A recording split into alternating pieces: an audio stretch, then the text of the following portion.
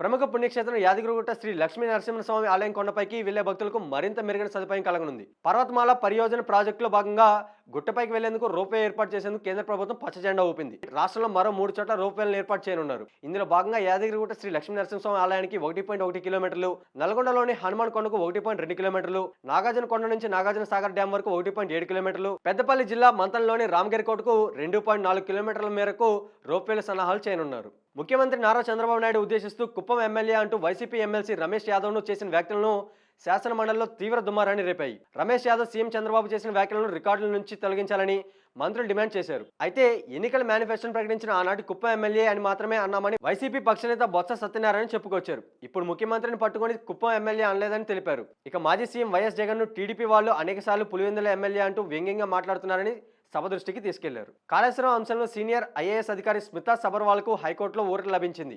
Justice PC Ghosh commission నివేదిక ఆధారంగా ఆమెపై చర్యలు తీసుకోవద్దని ఉన్నత న్యాయస్థానం ఆదేశించింది. కాళేశ్వరం అంశంపై జస్టిస్ పీసీ ఘోష్ కమిషన్ ఇచ్చిన నివేదికను, నోటీసులు జారీ, వాంగ్మూలం నమోదు చేసిన విధానాన్ని సవాల్ చేసిన ఆమె ఆ నివేదికను కొట్టేయాలని కోరుతూ పిటిషన్ దాఖలు చేశారు. ఈ నివేదిక ఆధారంగా తనపై తదుపరి చర్యలు చేపట్టకుండా ఆదేశించాలని కోరారు. ఈ నేపథ్యంలో విచారణ చేపట్టిన హైకోర్టు స్మితా సబర్వాల్కు చర్యలు తీసుకోవద్దని స్పష్టం చేసింది.